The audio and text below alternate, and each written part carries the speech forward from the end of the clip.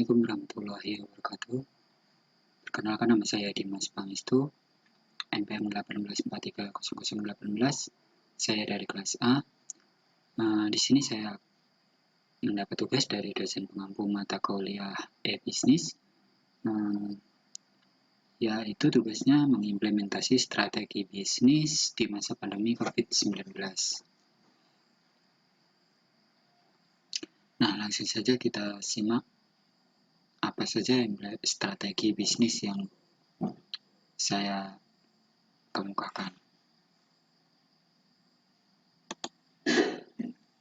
Nah, di sini implementasi strategi bisnis di masa pandemi COVID-19, yaitu implementasi strategi bisnis di masa pandemi COVID-19 yaitu merebaknya kasus virus corona begitu mempengaruhi kehidupan banyak orang dari segi kesehatan, pendidikan, termasuk juga ekonomi.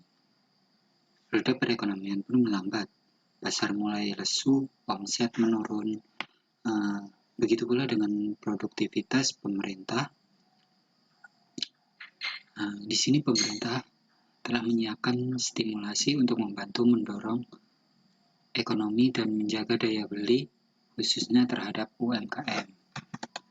Nah, di sini ada dua aspek strategi bisnis di masa pandemi COVID-19. Yang pertama yaitu aspek internal dan yang kedua itu aspek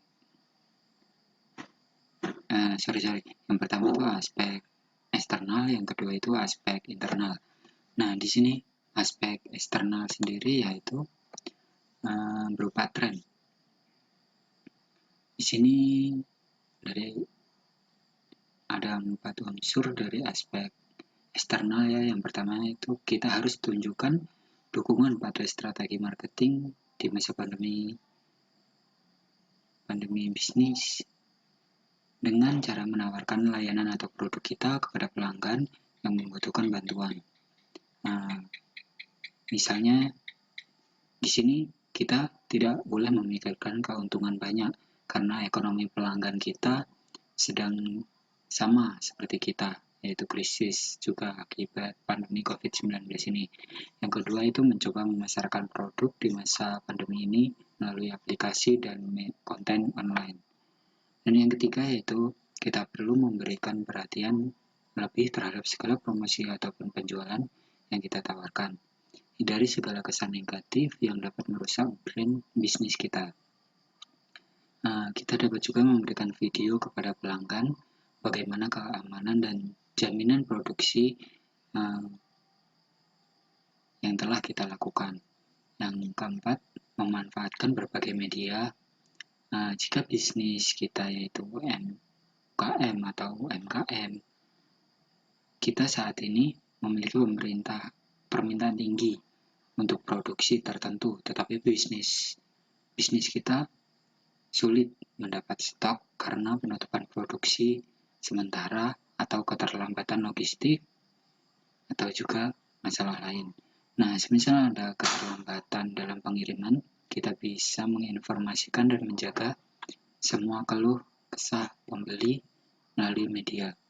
Media yang kita gunakan dapat melalui website, email, media sosial, atau push notification, maupun pesan dalam aplikasi. Nah, yang kedua itu aspek internal. Aspek internal meliputi kinerja karyawan. Di masa pandemi COVID-19 ini, perusahaan harus memiliki cara untuk mempertahankan kinerja karyawannya, yaitu sebagai berikut. Yang pertama, menyelenggarakan pelatihan saat pandemi COVID-19. Nah, pelatihan ini melalui aplikasi Zoom, Google Meet, YouTube atau media atau aplikasi lainnya. Pembagian tugas saat karyawan terbatas.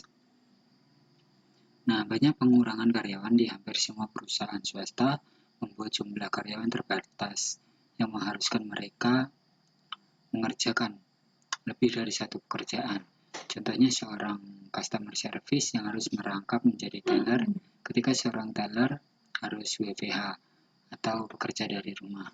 Nah, ini dikarenakan hal tersebut dilakukan guna efisiensi penggunaan tenaga kerja sesuai kebijakan pemerintah di masa pandemi COVID-19.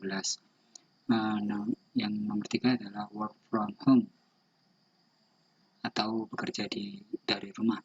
Kebijakan bekerja dari rumah atau yang sering disebut dengan istilah WFH, setiap karyawan perusahaan bekerja secara bergantian di mana dalam 6 hari kerja, 3 hari WFH, 3 hari WFO atau bekerja dari kantor, dan tidak sedikit pula perusahaan yang mempekerjakan penuh karyawan secara WFH dengan imbas pada pengurangan gaji atau insentif.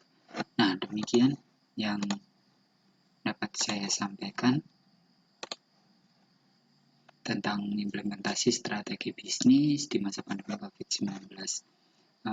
Kurang dan lebihnya saya mohon maaf. Wabillahi taufiq wal hidayah. Wassalamualaikum warahmatullahi wabarakatuh.